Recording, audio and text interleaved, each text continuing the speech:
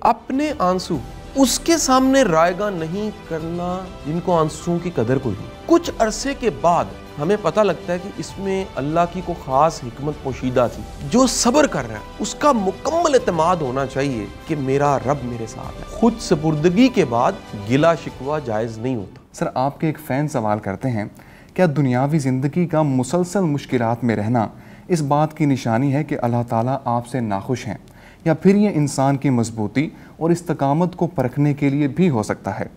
ऐसे में कैसे मालूम करें कि हम किस सूरत हाल से दोचार हैं और उम्मीद कायम रखने के लिए क्या हिकमत अमली इख्तियार करें? शेफ, गुजारिश ये है कि कोई भी शख्स ज़िंदगी के किसी वाक़े, किसी इवेंट, किसी ट्रेजेडी, किसी भी साने को इवन कोई भी मानी दे सकता है।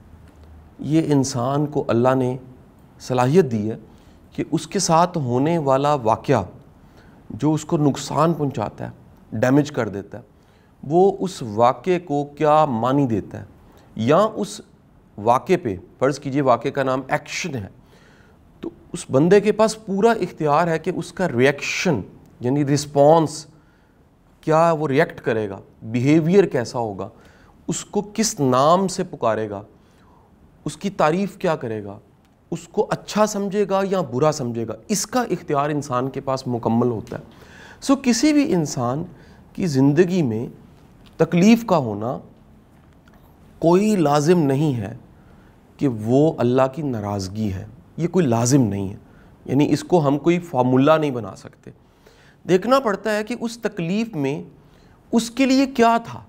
आप तकलीफ़ को अगर एक पटारी, अगर एक बंद डब्बा, अगर एक बंद चिट्ठी का नाम दे दो, तो उस तकलीफ़ के अंदर क्या पड़ा हुआ था, आखिर उसमें से क्या निकला।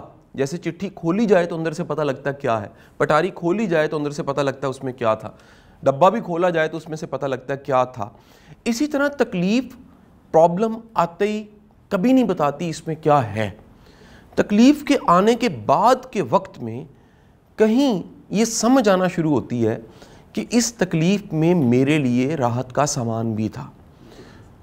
कुरान पाक की क्या खूबसूरत आयत है कि मुश्किल के साथ आसानी है, एक प्रॉब्लम के साथ कहीं राहत और आसानी है। कहीं इसकी वो लिखते हैं तर्जुमे में कि इस बाद में है, नहीं, बराबर है। यानी ये मुश्किल है, हमें मुश्किल तो दिख रही होती है लेकिन उसकी सेकंड लेयर, फर्स्ट लेयर पे मुश्किल है, सेकंड लेयर जो नीचे वाली लेयर है उसमें राहत पड़ी होती है, वो दिख नहीं रही होती। और कुछ अरसे के बाद हमें पता लगता है कि इसमें अल्लाह की को ख़ास हिकमत पोशीदा थी।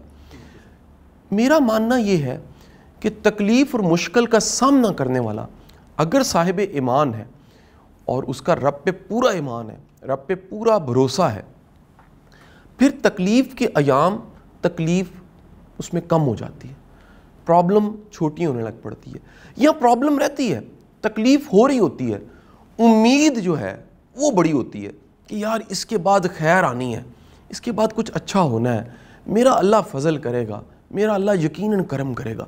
ये तब आप में उम्मीद और यकीन होता है जब आपको याद होता है मुश्किल के साथ एक आसानी है, यहाँ मुश्किल में से बढ़ के कोई आसानी पिन्हा है, छुपी हुई है। अब होता ये है कि अगर मुश्किल और तकलीफ़ के अयाम में आपने गिला किया, शिकवा किया, शिकायतें की, ढंडोरा पीटा, तो आपकी मुश्किल बढ़ना शुरू हो जाती है। किस तरह, ये भी समझिएगा। दरअसल आप एक कंडीशनिंग पैदा करने लग पड़ते हैं कि मैं एक प्रॉब्लम में हूँ। सो वो तमाम लोग जिनको आपने बताया होता है, उनकी आंख आपको उस प्रॉब्लम के साथ ही देखती है। यानी जब भी वो फ़र्ज़ करें आपके बारे में विंडो खोल के देखेंगे तो उनको याद होगा इस बंदे के साथ तो ये प्रॉब्लम है, लिहाजा वो उनकी वो याददाश्त में पड़ी ये बात, ये वाक़या कि ये प्रॉब्लम में है, वो आपको प्रॉब्लम से बाज़ औक़ात निकलने नहीं देगा। यानी वो हर दफ़ा उसका तज़किरा सुनना चाहेगा, और ना चाहते जिसको आपने बताया हुआ है कि मेरा ये प्रॉब्लम है, आप उससे वो तज़किरा मज़ीद करना चाहेंगे। मैं मिसाल देता हूँ, एक शख्स अपनी बीवी का गिला अपने दोस्त से करता है, यार ये देखो कितनी बदज़ुबान है, कितनी बदलिहाज है, इसका गुस्से पे बिल्कुल कंट्रोल नहीं है, اب 15 دن بعد دوبارہ ملاقات ہوئی, وہ دوست انتظار کر رہا ہے, وہ پوچھے اور بتاؤ ذرا کیا بنا, پھر وہ بھابھی ٹھیک ہوئی ہے, یہ انتظار کر رہا ہے کہ میں بتاؤں گا کہ اس نے کل مجھے فرائی پین مار دیا ہے. اب ہوا کیا کہ یہ ایکسچینج آف کنورزیشن, بات چیت کا جو تبادلہ ہے, اس میں گلا شکوہ شکایت پہلے اتنا تھا, وہ لاشعوری طور پہ بندہ اپنا غم ہلکا کرتے کرتے ضرب دینے لگ پڑا. میں اکثر یہ جملہ کہتا ہوں کہ اپنے آنسو اس کے سامنے رائگاں نہیں کرنا چاہیے جن کو آنسوؤں کی قدر کوئی نہیں, جس کو ویلیو ہی کوئی نہیں ہے, یا اپنی پریشانی اور گلا شکوہ اس کے سامنے اظہار بالکل نہ کریں جو کر ہی کچھ نہیں سکتا. اچھا, اب میں قطعاً انکاری نہیں ہوں یا منکر نہیں ہوں ہمدرد لوگوں کا. ہمدرد کے سامنے آپ اپنی شکایت بھی نہیں, آپ اپنی تکلیف کا اظہار اس لیے کرتے ہو تھوڑی سی تکلیف کم ہو جاتی ہے, اس میں خلوص اور ہمدردی بڑا میٹر کرتا ہے. اور ایسے لوگ بڑے کم ہوتے ہیں جن کے سامنے آپ اپنا پیٹ ننگا کر سکتے ہیں, جن کو آپ اپنا دکھ اور تکلیف بتا سکتے ہیں. میں کیونکہ آپ میرے ایک اسٹوڈنٹ بھی ہو, میری ٹیم کے ممبر بھی ہو, تو آپ میرے مزاج سے واقف ہو گئے کہ جو ذاتی زندگی میں کچھ بھی چل رہا ہوتا ہے میں اس کا اظہار نہیں کرتا. بے شک ایسے دفتر میں اظہار نہیں کرتا, کولیگز کے ساتھ اظہار نہیں کرتا. کیوں نہیں کرتا؟ اسی وجہ سے نہیں کرتا کہ جب آپ تکلیف کا اظہار کرنے لگ پڑتے ہیں تو دنیا پھر آپ کو کمزور کے روپ میں دیکھتی ہے. بعض لوگوں کو اس کا بھی مزہ آتا ہے, یہ سیلف پٹی کا شکار ہوتے ہیں, وہ اپنا عذر پیش کر کے, اپنی تکلیف پیش کر کے, وہ اپنے آپ کو مظلوم دکھا کے, وہ اپنے آپ کو بڑا بے بس دکھا کے ہمدردیاں بٹورتے ہیں. یہ ہمدردیاں لینے میں بڑا مزہ آتا ہے. یہ آپ کی لو اسٹیم کی علامت ہے کہ آپ جگہ جگہ ہمدردیاں بٹورتے ہیں کہ مجھے بخار ہے, میں تو بڑا مجبور ہوں, یا میرے ایک دفعہ مجھے یاد ہے کہ میرے ایک بڑے اچھے دوست ہیں, تو وہ ایس پی تھے, میں ان کے دفتر میں موجود تھا, تو ان کے پاس انکوائریز لگی ہوئی تھیں. اب انکوائری میں یقیناً ایک جو ماتحت ہے اس سے کویشچن کیا جاتا ہے, جو ایکسپلینیشن ہے, اور سختی سے بولا جاتا ہے. تو مجھے یاد ہے کہ ایک سب انسپیکٹر ان کے کمرے میں آیا جس کی عمر میرا ایک اندازہ تھا, اور وہ اندازہ ٹھیک نکلا کہ 45 سال. تو انہوں نے کھینچا اس کو, بڑا سختی سے کہا کہ تم نے 15 چھٹیاں بغیر بتائے کی ہیں اور تمہیں ٹرمینیٹ کر دیا جانا چاہیے, اور بڑا سختی سے بولے. تو اس نے بڑے کہہ لیجئے مشکل سے یہ بات کہی کہ صاحب میں یتیم ہوں. اچھا, انہوں نے فوراً کہا اچھا تو کب ہوا تمہارے والد صاحب کا انتقال؟ اس نے کہا جی 30 سال ہو گئے ہیں. اس نے کہا تمہاری عمر کتنی؟ اس نے کہا 45 سال. اس نے کہا یہ کوئی شک نہیں ہے کہ تم یتیم ہو, لیکن تم اتنے مسکین نہیں ہو جتنا مسکین تم خود کو دکھا رہے ہو. سیٹ پہ بیٹھ کے تم اپنے ڈنڈے سے اور اپنے ان 2 پھولوں سے اور اپنی وردی سے کتنوں کو ہانکتے ہو, وہاں تم نہیں کہتے میں یتیم ہوں.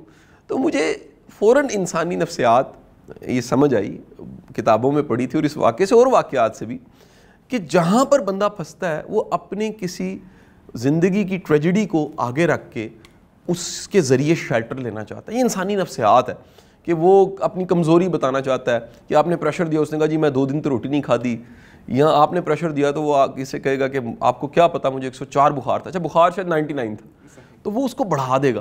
کچھ لوگ اپنی پرابلم کو, تکلیف کو, اس کے بینرز پوسٹرز لگاتے لگاتے, پرابلم کہتی ہے پنجابی میں کہوں گا مینوں جان دے مصیبت کہتی ہے مینوں جان دے, لیکن ان کے گلے شکوے شکایت نے اور تذکرہ کرنے نے اور اظہار کرنے نے اور ان کے اپنے ایک میگنیٹزم نے اس تکلیف اور پرابلم کے جن کو ایسے دبوچا ہوتا ہے کہ تکلیف نے ان کو کیا پکڑنا ہے, انہوں نے تکلیف کو پکڑا ہوتا ہے کہ میں تینوں جان نہیں دینا, کیونکہ ان کو مزہ آنے لگ پڑتا ہے اس سے ہمدردی لے کے, اس کے بارے میں تذکرہ کر کے, یا اتنی جگہ اس کا تذکرہ کیا ہوتا ہے.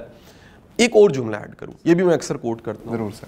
لوگ مسکراتے کے دوست ہوتے ہیں, ہنستے انسان کے دوست ہوتے ہیں, خوش انسان کے گرد اکٹھے ہوتے ہیں,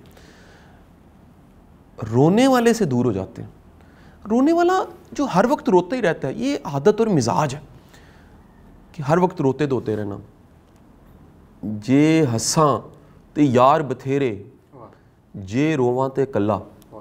آپ جب مسکراتے ہیں نا تو مسکرانے کا مطلب ہے آپ مسکراہٹ بھی وہ جیسے کووڈ-19 وہ ایک سے دوسرے کو لگتا ہے, اس طرح مسکراہٹ بھی ایک سے دوسرے کو لگ جاتی ہے. یعنی ابھی ہماری ویڈیو دیکھنے والا اگر کوئی مسکرا رہا ہے تو یہ دیکھیں اس ویڈیو کے ذریعے مسکرا رہا ہے، وہ کتنے مسکرا رہے ہیں. اگر اس کو فرض کریں کہ 1 لاکھ یا 10 لاکھ بندہ دیکھ رہا ہے تو وہ اس لمحے میں 10 لاکھ چہروں پہ مسکراہٹ آئی. ایک مسکراتے نے دوسرے کو مسکراہٹ دے دی. اس طرح رونا جو شکل ہے، پنجابی میں تو بڑا ہی ایک وہ سخت رونی بوتھی کہا جاتا ہے، تو وہ رونی شکل وہ بھی کئیوں کو رونا دے دیتی ہے، وہ بھی ارد گرد کے لوگ اداس غمگین ہو جاتے ہیں. تو آپ پہ لازم ہے کہ اپنی مشکل کے ایام میں اپنے رب کی طرف رجوع کریں، اپنے اللہ کو یاد رکھیں اور صبر کریں. دیکھیں 100 سے زیادہ 100 ٹائم سے زیادہ صبر کی تلقین ہے قرآن پاک میں. کیوں ہے؟ اسی لیے ہے کہ آپ مشکل کا تذکرہ اگر کرنا ہے اپنے رب سے کریں، اظہار کریں اور اسے ہمت مانگیں. اس سے کہیں یا باری تعالیٰ میری ہمت بڑھا دے، اتنی ہمت کر دے کہ یہ مشکل چھوٹی ہو جائے، یا اس مشکل میں اس آزمائش میں مجھے پورا اترنے کی توفیق عطا فرما. یا اپنے رب سے آپ سہارا اور مدد مانگیں. وہ کہتا ہے ان اللہ مع صابرین، میں صبر کرنے والوں کے ساتھ ہوں. بے شک. شعیب صاحب ذرا سوچئے، آپ کے ساتھ علاقے کا ایس ایچ او نا، آپ اپنے ٹاؤن اور اپنے علاقے میں چوڑے ہو کے پھرتے ہیں. بالکل ایسے. آپ کا لاہور کا ڈپٹی کمشنر، آپ کا جانکاری ہو، نمبر ہوں موبائل میں ایکسچینج ہوئے ہوں اور تعلق داری ہو، تو آپ پورے لاہور شہر میں انتہا کے کانفیڈنس سے پھرتے ہیں کہ ڈی سی اپنا یار ہے. ایک لاہور سٹی کا ایک ڈی آئی جی یا ایس ایس پی آپریشن یا کسی اہم عہدے کا جو شخص ہے وہ آپ کا جاننے والا ہو تو پولیس کا ناکہ، آپ ہر طرح کی کہہ لیجئے قانون کی پاسداری کے باوجود اس ناکے پہ جو فطرتی تھوڑی سی ہیزیٹیشن یا کانفیڈنس کی کمی ہے وہ آپ کو نہیں ہوتی. سو اسی طرح پنجاب کے برابر اگر کوئی افسر، کوئی عہدہ دار، وہ سی ایم ہے، وہ چیف سیکرٹری آپ کا جاننے والا ہو تو پنجاب میں آپ چوڑے ہو کے پھرتے ہیں. موٹر وے کا آئی جی آپ کا جاننے والا ہو تو موٹر وے پہ آپ کا اعتماد تھوڑا سا ہٹ کے ہوتا ہے کہ چے جائے کہ ایک نظام ہے اور دنیا کے بہترین سٹینڈرڈز کو موٹر وے میٹ کرتی ہے، لیکن آئی جی صاحب بھی اپنے جاننے والے ہیں ساتھ ہی. اندازہ لگائیے جو صبر کر رہا ہے اس کا مکمل اعتماد ہونا چاہیے کہ میرا رب میرے ساتھ ہے. اور آپ میرے سننے والے ذرا چیک کر لیں کہ آپ برداشت کر رہے ہیں یا صبر کر رہے ہیں. اگر آپ برداشت کر رہے ہیں تو پھر گلہ شکوہ شکایت، رونا دھونا، مظلوم بننا، سیلف پیٹی آپ کے پاس ہوگی.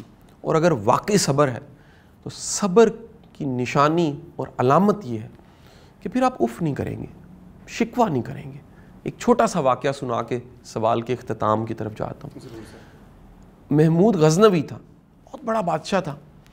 محمود غزنوی کا ایک لاڈلا، ایک ملازم، ایک پیار کرنے والا ایاز تھا. ایاز دربار میں موجود تھا، محمود کو بڑا پیار تھا اس کو، ایاز بھی عشق کرتا تھا محمود سے، باقی درباری وزیر مشیر بھی تھے. بادشاہ کو عجیب خیال آیا.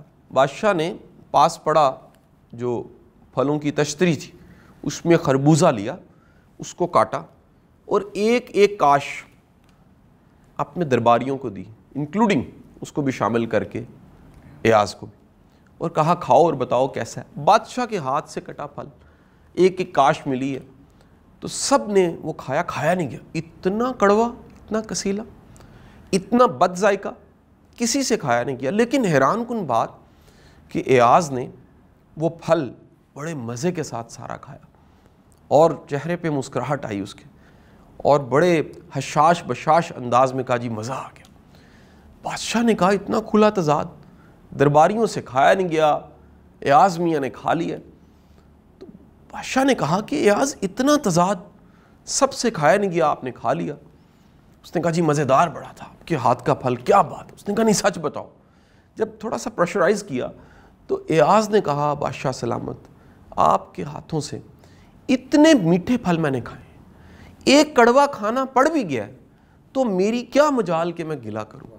اللہ کا بندہ، مومن، صبر کرنے والا، وہ یہ سوچتا ہے اتنے انعام، اتنی آسانیاں، اتنے کرم میرے اللہ نے مجھ پہ کیے ہیں، اور اگر ایک تکلیف آ بھی گئی، ایک کڑوا پھل اس کی کاش میرے منہ تک آ ہی گئی، تو میں اس کا گلہ کیوں کروں؟ میں کون ہوتا ہوں گلہ کرنے والا؟ یقیناً اس میں بھی میرے مالک کی کوئی نہ کوئی حکمت ہے.